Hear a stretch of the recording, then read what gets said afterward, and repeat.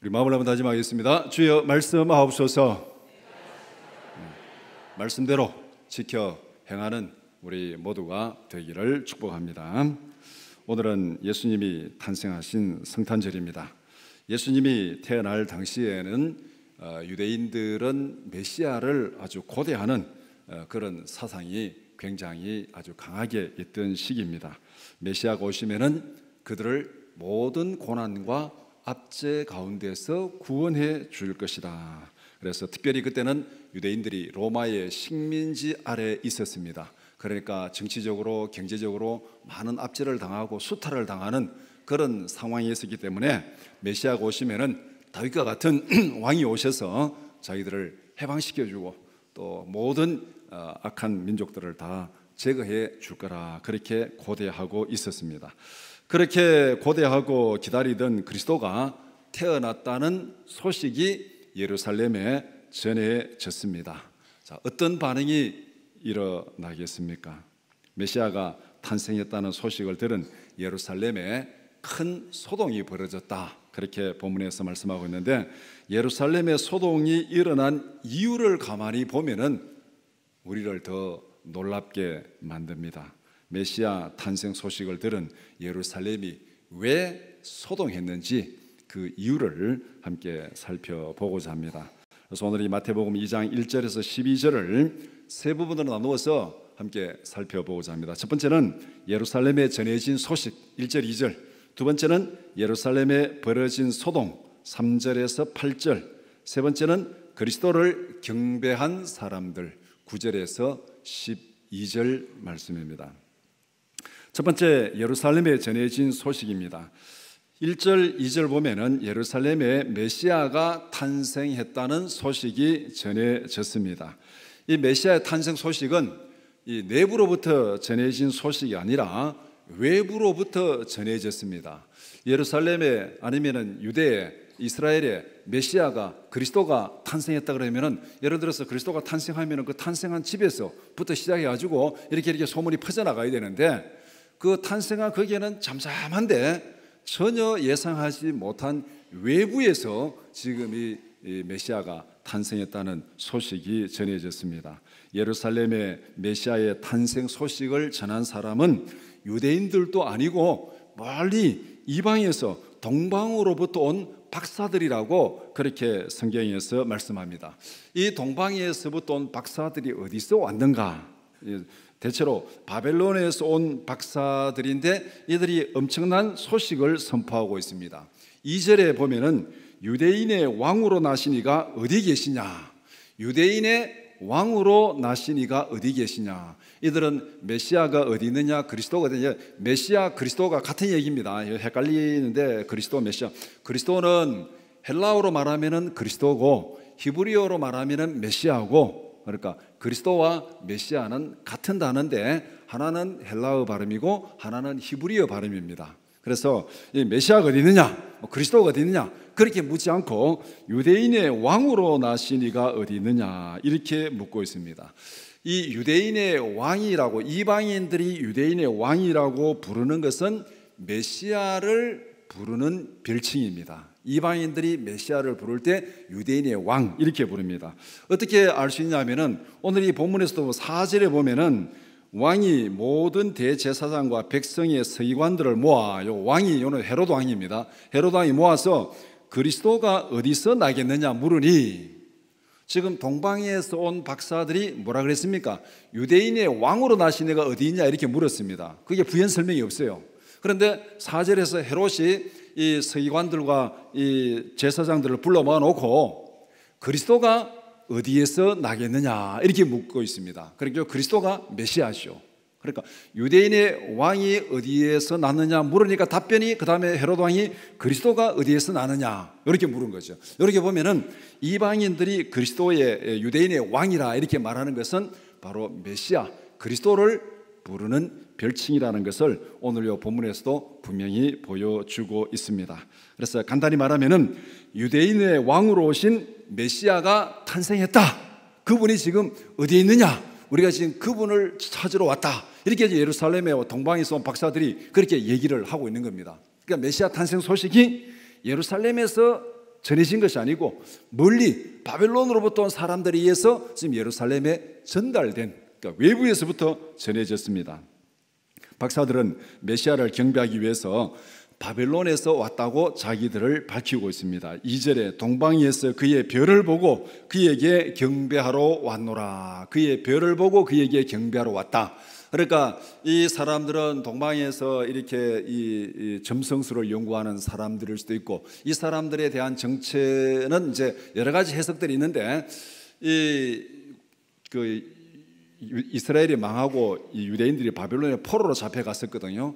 그때 바벨론의 포로로 잡혀간 사람들이 이 이스라엘로 다 돌아오지 않고 남아있는 잔류한 사람들이 있고, 또 거기에는 또 유대인들의 아주 공동체가 거기에 충분히 있을 수 있고, 또 그 가운데 이 유대인의 묵시문학을 연구하고 이런 점성술과 종교에 이런 아주 깊이 관심 있는 사람들도 있었을 것이고, 그 다음에 단순히 이들이 별만 보고 찾아왔겠는가, 또 여기에 대한 의문점을 제기하는 사람들도 있습니다. 그러니까 이들은 별을 보고 연구하고 이상한 징조를 보고 또 특별히 뭐 환상 가운데서나 꿈 가운데서나 특별한 징조를 봤을 것이다. 왜 그런 추정을 하냐면은 오늘 12절에 보면은 또 그런 현상이 있잖아요. 12절에 그들은 꿈에 헤롯에게로 돌아가지 말라 지시함을 받아 다른 길로 고국에 돌아가니라. 돌아갈 때도 꿈에 지금 지시함을 받고 돌아갔어요. 그렇다면 이것을 역으로 추정해 보면은 이들이 긴 여행을 출발할 때 바벨론에서 이 이스라엘까지 헛걸음하면 안 되잖아요. 엄청난 이 중요한 이 행사, 이 여행인데 이게 그냥 뭐 대충 그럴 거다 해가지고 온 게 아니잖아요. 그러니까 아마 돌아갈 때 이런 지시가 있었던 것을 봤을 때 여행을 시작할 때도 분명한 자기들 나름대로 확실한 어떤 환상이나 계시를 보고 이렇게 출발했을 것이다, 이렇게 해석을 합니다. 그런데 이들이 대충 바벨론 어디에서 출발했는지는 잘 모르지만은 바벨론에서 예루살렘까지 대충 거리가 한 1500km 정도 됩니다. 1500km. 그러니까 주로 사막길, 광야길 이 1500km 여행을 하려 그러면은 이게 한 몇 개월 걸립니다. 이 구약의 뭐 느헤미야서나 에스라서나 이런 데 보면은 포로가 돌아올 때, 바벨론에서 예루살렘으로 포로가 돌아올 때 한 3개월 걸립니다. 3개월. 그들이 바벨론에서 출발해 가지고 예루살렘에 도착할 때까지 한 3개월 걸려서 도착을 하는데, 그래 보면은 이들이 지금 바벨론에서 예루살렘까지 메시아를 경배하기 위해서, 다른 이유가 없습니다. 메시아를 경배하기 위해서. 대단한 거 아닙니까? 이게 메시아를 경배하기 위해서 한 3개월 걸쳐서 이 광야길을 여행해 가지고 출발한다는 것, 이거는 엄청난 수고와 희생을 각오한 것입니다. 오늘 우리가 무슨 순례의 길을 갈 때 이 정도 희생을 각오하겠습니까? 뭐 센티아고 뭐 순례길 뭐 40일 뭐 걸린다는데 모르겠습니다. 어떤지 평생에 한번 걸어볼 일이 있을지 없을지는 모르겠지만은 40일 걸리는 것도 길다고 뭐 여행 가면 대충 뭐 1박 2일 이렇게 잠시 맛보기만 보고, 근데 지금 3개월 걸려서 광야길을 걸어서 단 한 가지 메시아를 경배하기 위해서 이렇게 예루살렘까지 왔습니다. 그러니까 이들이 전한 이 소식은 거짓이라고 말할 수 없는 것이요, 거짓이라면은 뭐 희망한 소식이라면은 이들이 이렇게 수고하고 희생을 치르면서 왔겠습니까? 그러니까 이들이 전한 이 소식의 진정성을 의심할 수 없는, 분명히 메시아가 탄생하기는 탄생했는가 보다, 이 소식이 지금 예루살렘에 전해졌습니다. 이것이 예루살렘에 전해진 소식입니다. 쉽게 말하면 이제 호수에 돌이 하나 딱 던져졌습니다. 그럼 어떻게 되겠습니까? 이제 파장이 막 일어나는 것이죠. 그 파장이 일어나는, 동방에서 온 박사들이 예루살렘에 와서 돌멩이를 하나 딱 던졌는데 그 돌멩이가 뭐냐? 유대인의 왕으로 오신 메시아가 탄생했다. 이 돌멩이를 딱 던졌으니까 이제 어떤 파장이 일어나는지 그 뒤에 설명을 하고 있습니다. 3절에서 8절은 예루살렘에 어떤 소동이 벌어졌는지를 말씀하고 있습니다. 3절에 헤롯 왕과 온 예루살렘이 듣고 소동한지라. 헤롯 왕과 온 예루살렘이 듣고 소동한지라, 이렇게 말씀합니다. 여기서 이 통치자 헤롯이 소동한 이유, 또 예루살렘이 소동한 이유, 그 이유가 각각 다른데 그 이유를 한번 나누어서 생각해 볼 필요가 있습니다. 왜 이들이 이 메시아 탄생 소식을 듣고 이렇게 소동했는가? 첫 번째, 헤롯이 이 메시아 탄생 소식을 듣고 그는 굉장히 놀라고 지금 소동을 벌이고 있습니다. 성경에는 헤롯이라는 왕이 여러 명 등장합니다.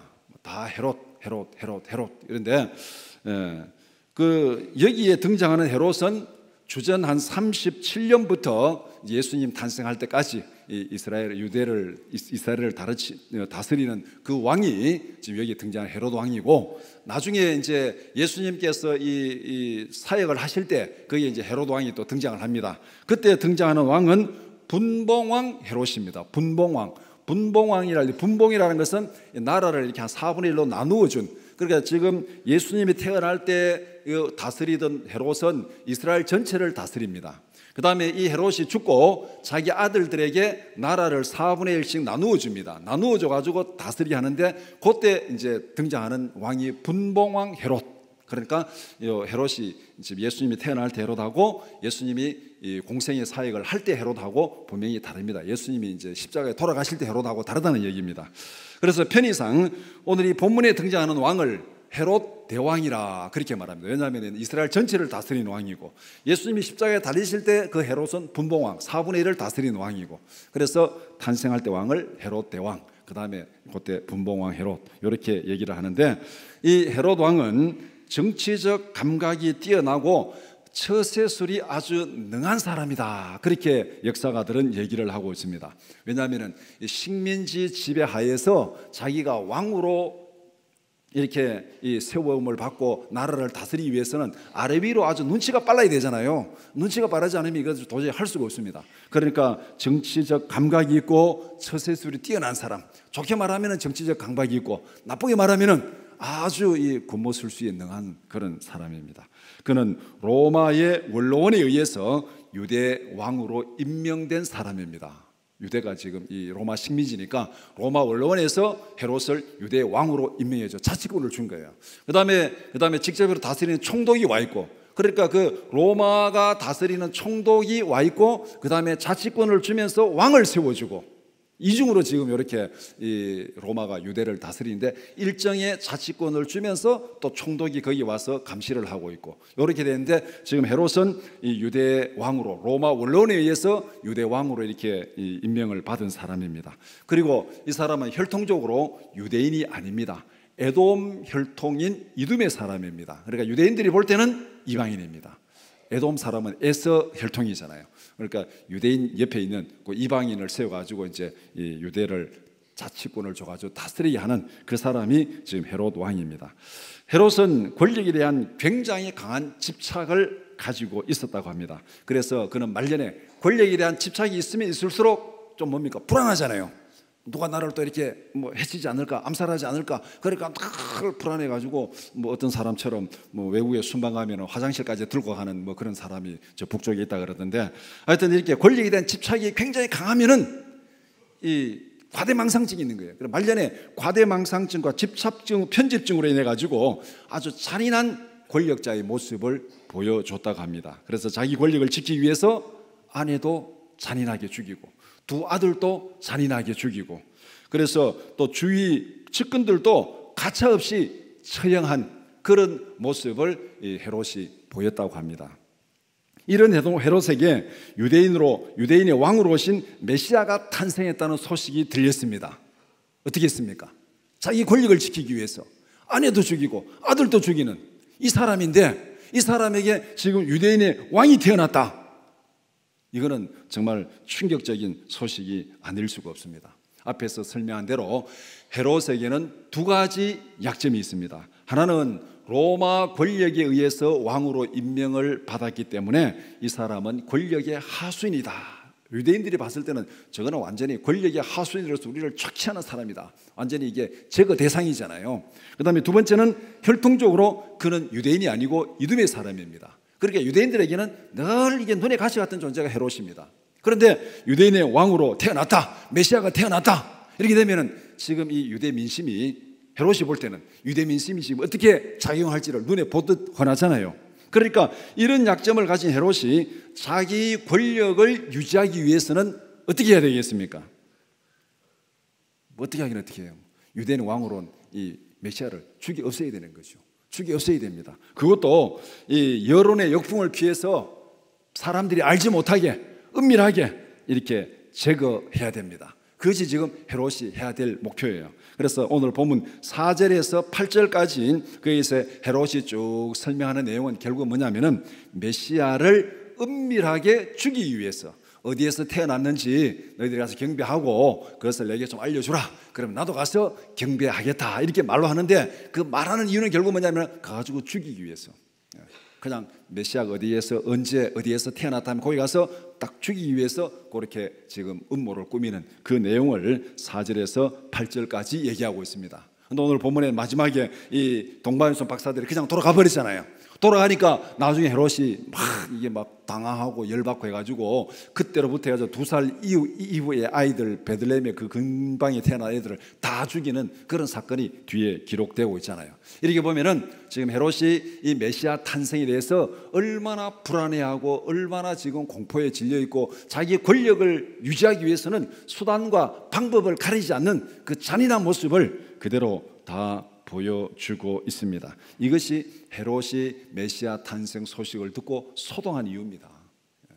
메시아 탄생 소식을 듣고 소동한 이유가 바로 여기에 있습니다. 그 다음에 헤롯뿐만 아니라 예루살렘도 소동했다, 그렇게 말씀하고 있습니다. 그러면 예루살렘이 왜 메시아 탄생 소식을 듣고 소동했습니까? 고대하던 메시아가 탄생했으니까 기뻐하고 환영해야 되지 않겠습니까? 예루살렘이 소동한 이유가 무엇인가? 예루살렘은 유대의 정치, 경제, 종교의 기득권층이 모인 곳입니다. 로마가 이 유대를 다스리면서 자치권을 주어가지고 잘 뒤에서 조정을 하고 있는데 앞에서 말씀드린 대로 총독을 보내서 군대를 주둔시키면서 뒤에서 딱 조정을 합니다. 군대를 주둔시켜가지고 그 다음에 정치적으로는 왕을 세워가지고 쉽게 말하면 이제 이 허수아비 왕을 세워가지고 정치적으로 이렇게 다스리고 그 다음에 또 자치권을 준 게 뭐냐면은 이 유대인들은 또 이 종교가 생명보다 더 소중하잖아요. 그러니까 이 성전을 중심으로 한 대제사장에게 자치권을 줍니다. 종교적인 자치권을 줍니다. 그래서 성전에서 벌어지는 그 뭐 성전세를 거둔다든가 아니면 성전 수비대를 가지고 안전을 지킨다든가 이런 모든 종교적인 문제에 있어서는 또 대제사장에게 자치권을 줍니다. 그러니까 지금 어떻게 보면은 뭐 상권 분립이 잘 돼 있죠. 총독이 딱 통제를 하고 있고 그 다음에 왕이 또 이렇게 다스리고 있고 또 대제사장이 종교적 자치권을 가지고 또 이렇게 다스리고 거기에 이렇게 붙어서 사는 사람들이 많다는 얘기예요. 쉽게 말하면은 로마 권력에 붙어가지고 정치 권력에 빌붙어 있는 사람이 있고 그 다음에 종교적인 권력에 빌붙어 있는 사람이 있고 이 종교적인 권력, 성전을 중심으로 한 종교적인 권력은 굉장한 경제적 이권이 거기에 수반됩니다. 나중에 보면 예수님께서 성전 청결케 하는 사건, 성전을 강도의 소굴로 만들었도다 붙어가지고 그런 모든 내용이 성전을 통해 가지고 이 이권 개입이 엄청나게 많이 있어서 이 대제사장들이 이 경제적인 그런 이권을 굉장히 많이 가지고 있습니다. 그래서 이 예루살렘은 바로 이런 유대의 정치, 경제, 종교의 기득권층들이 모인 곳이 예루살렘입니다. 그래서 이들은 로마 권력과 결탁해서 자기들의 기득권을 유지하고 있었습니다. 이들의 핵심이 대제사장과 서기관들, 종교 권력의 핵심이 대제사장과 서기관들, 그다음에 정치 권력의 핵심이 헤롯 왕을 중심으로 한 그 무리들. 이렇게. 그러니까 예루살렘의 기득권층에게는 메시아의 탄생이 대단히 불안한 소식임에 분명합니다. 왜냐하면 자기들이 누리는 기득권을 다 잃어버릴 수도 있다는 것입니다. 이제 메시아가 오면은 새로운 질서가 다 이루어질 텐데 그러면 지금까지 자기들이 누리던 그 모든 것들이 다 사라질 수 있다는 거예요. 로마와 결탁한 자기들의 종교적 권력이 위협을 당할 수도 있는 그런 상황이 벌어졌습니다. 따라서 메시아의 탄생은 예루살렘에 결코 기쁜 소식이 될 수 없었습니다.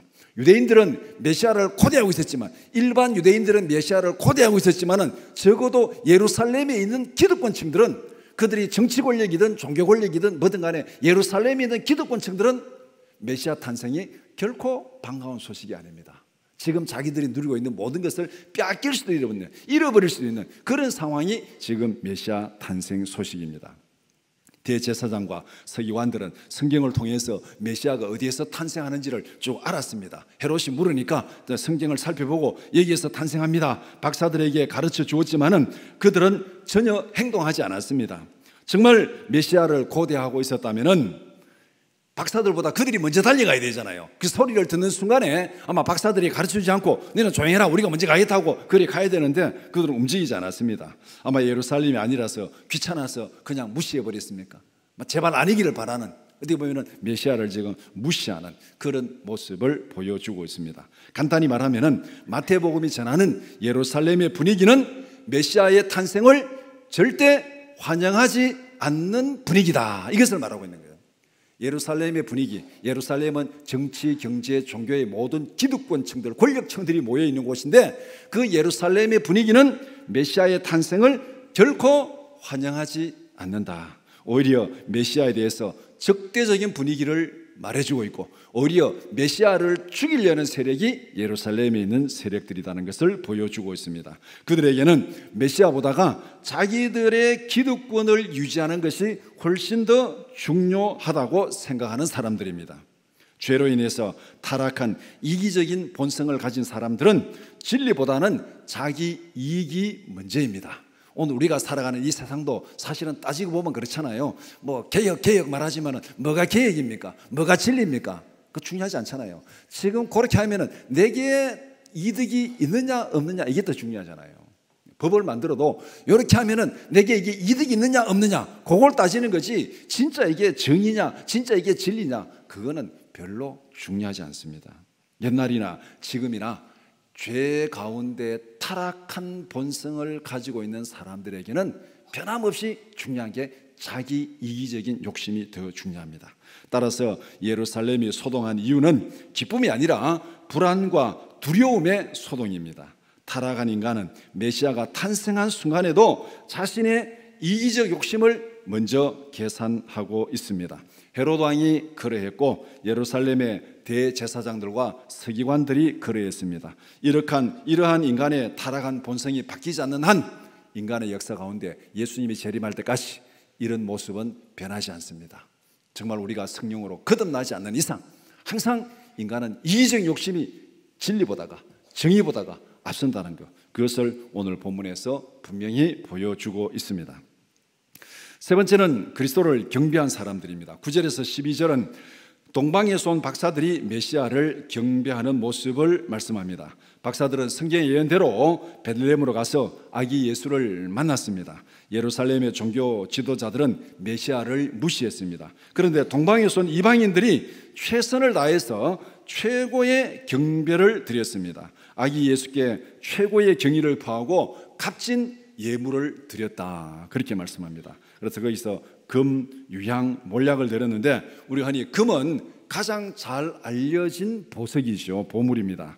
그래서 금은 메시아의 왕권을 상징하는 것, 그래서 금은 왕권을 상징하고, 유향은 값비싼 향료입니다. 이것은 메시아의 이 신성을 상징하는, 예수님의 신성을 상징하는 예물입니다.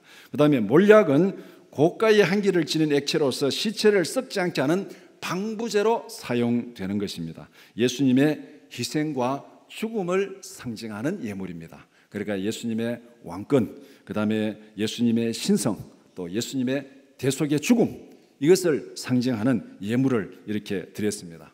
그래서 동방에서 온 박사들이 몇 명이냐, 성경에 몇 명인지는 모릅니다. 근데 보통 우리가 예물이 세 가지니까 뭐 동방 박사 세 사람 뭐 이렇게 얘기를 하는데 뭐 세 사람인지 뭐 네 사람인지 두 사람인지 뭐 다섯 사람인지 숫자는 알 수가 없습니다. 어쨌든 이들이 드린 예물은 세 가지가 성경에 기록되어 있습니다.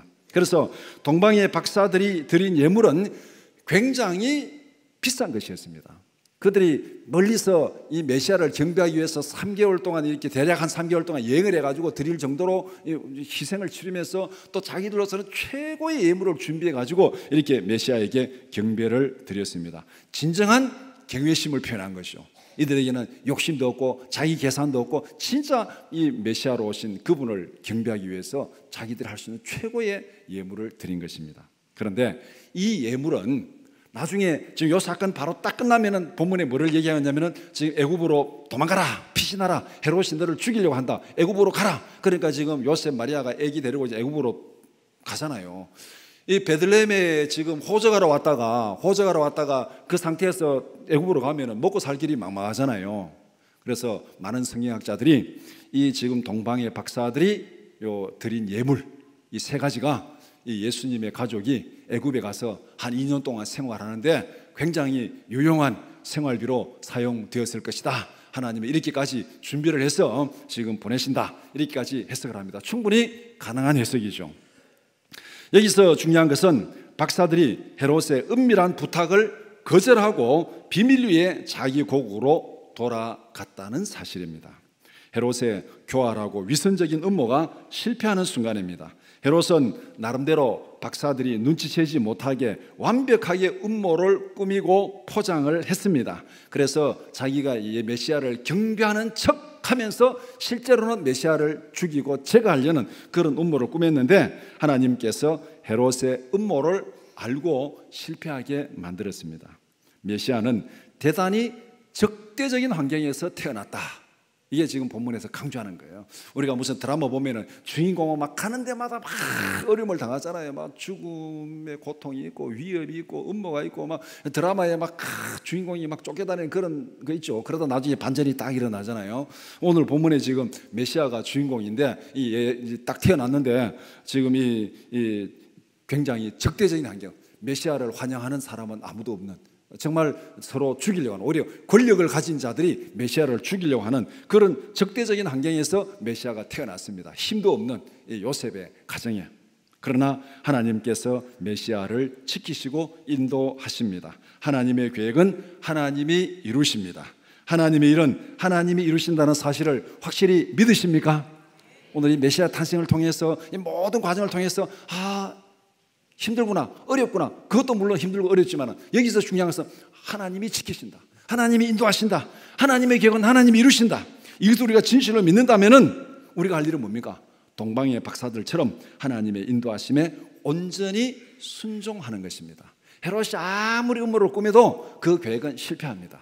하나님께서 그 계획을 이루십니다. 그렇다면 우리가 할 일은 세상의 어떤 권력과 세상의 음모에 결탁하는 것이 아니라 하나님의 뜻이 어디 있는가, 하나님의 계획이 어디 있는가, 거기에 순종하는 것이 우리가 마땅히 해야 될 일입니다. 이게 쉽지 않다는 것이죠. 우리가 늘 성령의 인도함을 받지 않으면 우리가 이렇게 하기가 힘듭니다. 우리가 정말 성령의 인도함을 받아야 될 이유가 바로 여기에 있습니다. 말씀을 정리해 봅시다. 오늘 본문은 메시아의 오심에 반응하는 세 가지 유형의 사람들을 소개하고 있습니다. 첫 번째는 메시아를 왕으로 고백하고 적극적으로 영접하고 경배하는 사람들. 이들은 하나님의 인도하심에 적극적으로 순종하는 사람들입니다. 동방에서, 바벨론에서 그 별을 보고 계시를 받고 이거 너무 멀 안 됩니다. 거기까지 가려면 그냥 뭐 세월도 많이 걸리고 또 아니면 어떻게 합니까? 고생해서 갔는데 아니면 어떻게 합니까? 충분히 거절할 수 있는 이유가 충분한 그런 상황이에요. 그런데 이들은 값비싼 예물을 준비해 가지고 적극적으로 광야 3개월 걸쳐서 지금 왔다는 사실입니다. 동방의 박사들이 바로 여기에 속하는 사람들, 왕으로 고백하고 적극적으로 그를 환영하고 경배하는 사람들, 유대인의 왕으로 오신 메시아를 경배하기 위해서 수개월에 걸쳐서 값비싼 예물을 준비해 가지고 메시아를 경배했습니다. 이들에게는 이기적인 욕심이 없습니다. 메시아에게 경배하면 내가 뭐 도움이 될까, 뭐 반대급부가 있을까, 그런 거 전혀 없습니다. 오히려 자기들의 희생과 수고와 값비싼 대가를 지불하면서 온전히 메시아에 대한 경배하기 위해서 이렇게 온 것, 이것이 진실한 경배, 진정한 경배입니다. 우리가 하나님 앞에 예배하는 것도 바로 이런 모습을 하나님께서 우리에게 원하시는 거예요. 우리가 예배를 드림으로 내가 뭐 얻는 뭐 반대 급부 뭐 남에게 보이기 위해서 등등등등 내 이기적인 계산한다면은 그것은 온전한 예배가 아니라는 거예요. 오늘 설교 제목을 욕심을 비우고 그리스도를 경배하라. 정말 우리는 이기적인 욕심을 비우고 정말 우리를 창조하시고 우리를 구원하신 그 하나님께 진정으로 감사함으로, 내가 때로는 수고하고 귀찮고 힘들지만은 그 은혜의 감사함으로 메시아를 경배하는 것, 이것이 진짜 하나님을 경배하는 모습입니다. 두 번째는 메시아의 오심을 두려워하고 대적하는 사람들입니다. 이들은 자기들이 누리고 있는 권력과 부에 집착하는 사람들, 자신의 권력과 부를 위해서라면은 어떤 악행도 서슴지 않는 사람들입니다.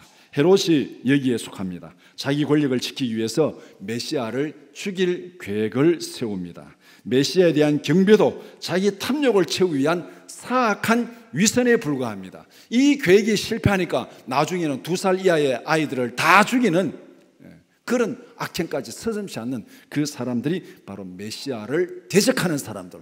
오늘 이 땅에도 이런 사람들이 많이 있습니다.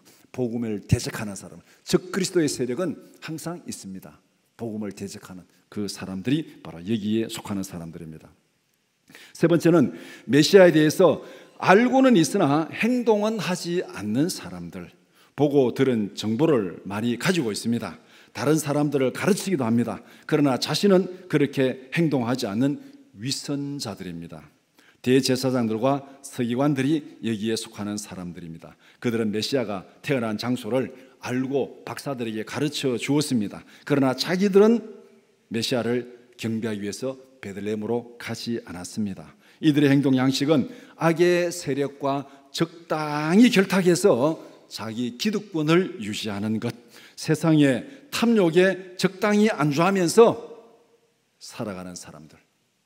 어쩌면 오늘 우리 가운데도 이런 모습이 보일 수 있습니다.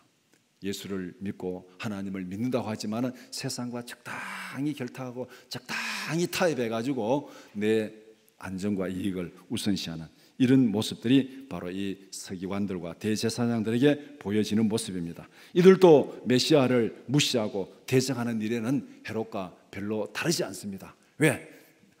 이들이 하나님을 섬긴다고 율법을 가르친다는 그 모든 것은 정말 하나님에 대한 경외심, 하나님에 대한 경배보다는 자기들의 이권이 먼저이기 때문에, 자기들의 욕심이 먼저이기 때문에, 자기들의 욕심이 앞서면은 결국은 이것은 하나님을 경배하는 것이 아닙니다. 그래서 성경은 분명히 말씀하고 있죠. 하나님보다 더 사랑하는 것이 있다면 그것이 무엇이든지 그것은 우상이라, 그렇게 말씀합니다. 예수님에 대한 우리의 반응은 어떤 유형에 속합니까? 우리는 메시아로 오신 예수님을 어떻게 대우하고 있습니까?